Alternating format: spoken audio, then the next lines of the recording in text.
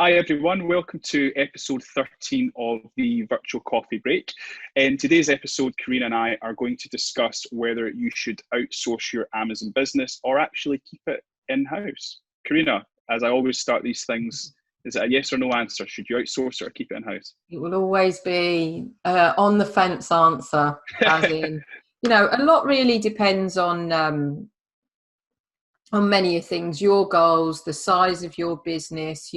For example, when I talk about size of your business, are you an Amazon focus? Are you solely selling on Amazon? If so, then, you're not necessarily going to have often the wider resource that you might have if you are a business selling to multiple channels or multiple Yeah. retailers and wholesalers.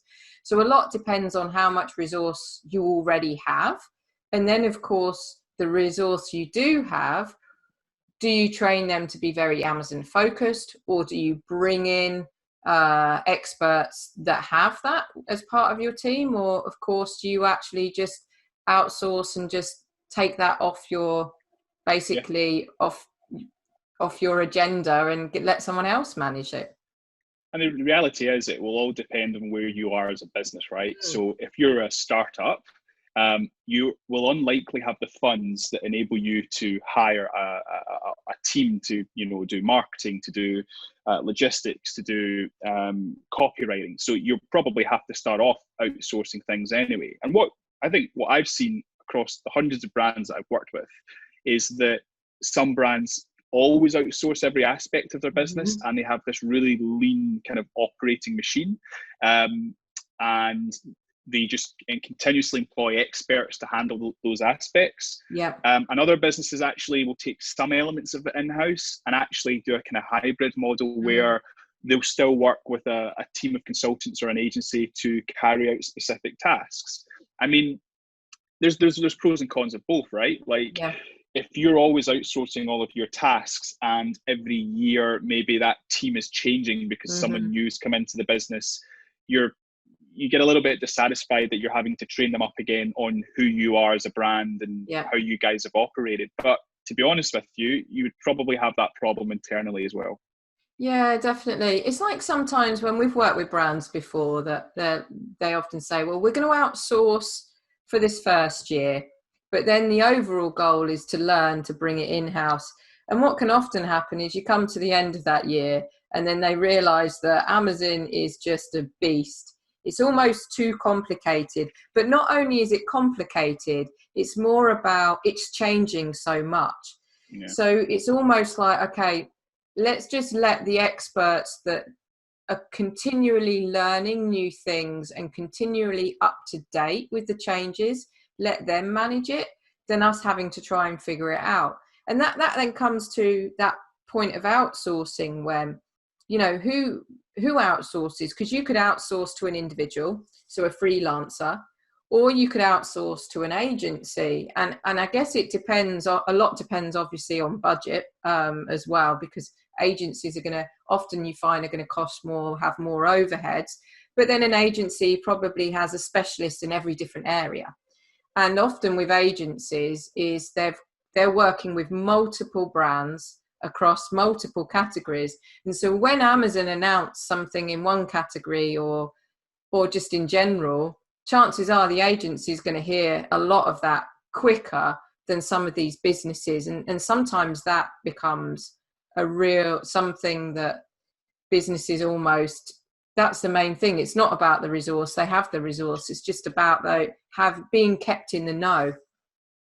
Yeah, and I think there's a misconception that, agencies will always be more expensive. Well, what do you mean by that? Because if an agency is, let's say, on the partner program with Amazon, where they're getting kind of first dibs on a range of solutions that other agencies and brands might not get, and that increases the value of your business, actually, when you work it back to an ROI, maybe that agency is a lot cheaper than hiring someone internally who just doesn't have the skill set or knowledge that an agency or a consultancy will have. So I think, like, maybe in the first instance, an agency might look expensive, but they are specialists in individual areas, which actually will potentially excel your business quicker and make it even and more valuable. But it just depends on where you want to go, right? I mean, I've seen that, like you say, a lot of businesses will say, I'll outsource for the first year and I'm going to bring elements of it in-house. And that does happen, but they start to really understand the value that a team of experts can bring, that actually they still always want to have that relationship there.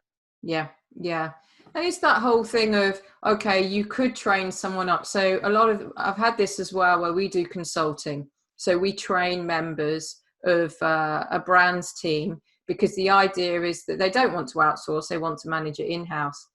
But they just then realize the complexity, but also what's the longevity of that person going to be continue in that role as well. So you train that person up or that team up, and then they change, the turnover changes. So you're constantly then having to train. Whereas, when you work and you outsource, they're already naturally doing that anyway. So instead of you don't have to then worry about, oh, that person's left, I need to put someone else on.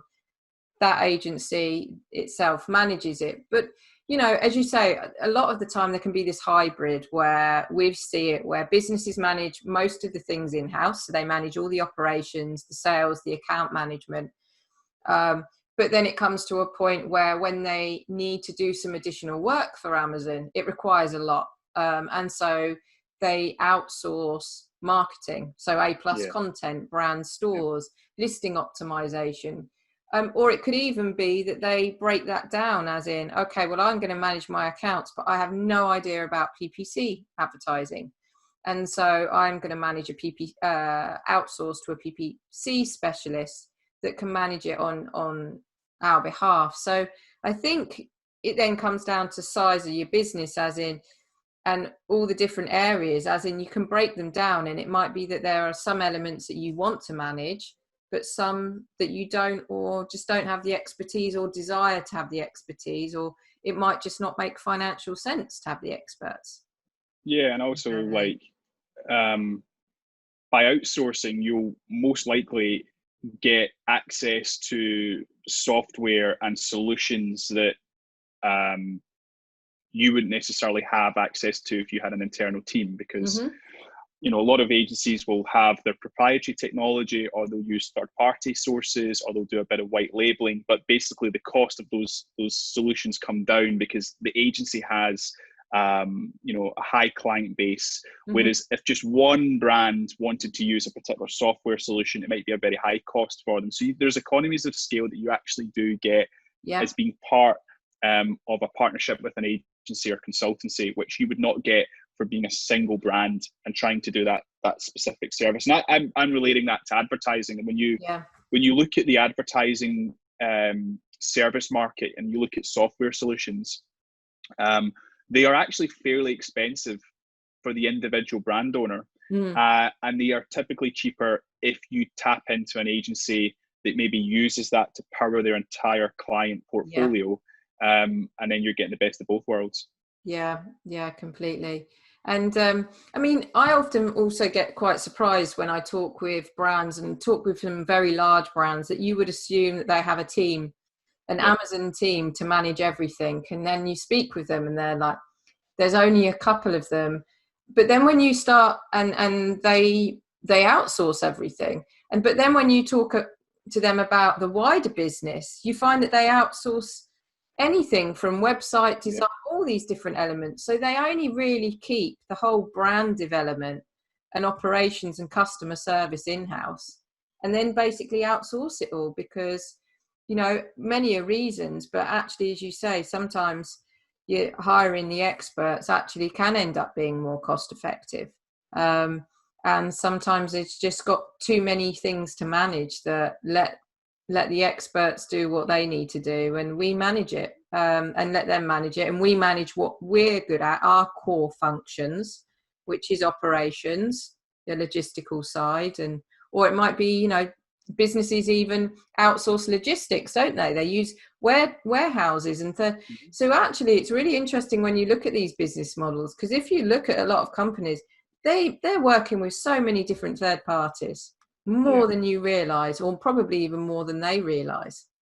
Yeah, and your point being that whether you're a startup or whether you are a multinational or global company, most businesses have elements of their business being outsourced.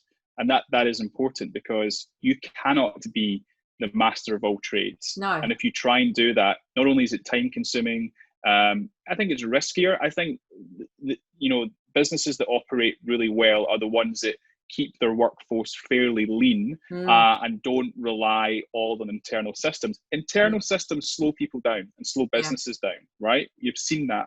And slow growth, it can be a killer for a business.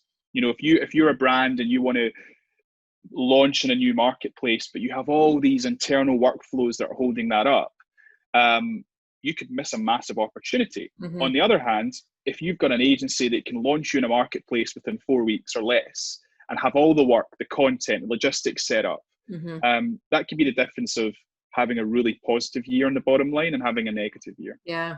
And you raise a really good point there in terms of almost time, is that often when you work with an external company, they could probably speed up that process. There's less red tape, and they know how to get it done, and they're already like a machine in that area, so they could probably turn it around a lot quicker than those managing it in-house.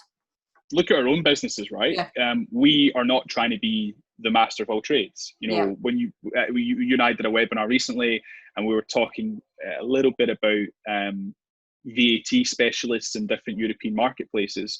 Does it make sense for your business or my business to train up and have specialists that understand tax on a European level? Or does it actually make sense for us to say to our clients, no, we don't do that, but we have really good connections of companies and consultants that can do it for you? I think we know the answer to that, right? Yeah, definitely. It's about finding those companies that you trust. I think the only time where, and sometimes outsourcing doesn't work, is when it comes down to an element of trust and control. Because when you work and you do decide, okay, we're going to outsource, you're putting your trust in that company to manage everything. We've seen it where you work with brands, and the brands, although you're working with them and supporting them, if they don't give you enough rein to actually do things, then you're being tied to results that you can't achieve, because you're being handcuffed. And so you do see that. So if you're a business and you're considering that and listening today, is making sure that if you do outsource, that you do know that you do need to let those companies have an element of control, as long as it's in line with your branding, your policies, all of that. But they need to be able to have the freedom, even with us for writing content. Sometimes brands are like, well, that's not the content that we had. That's not our content.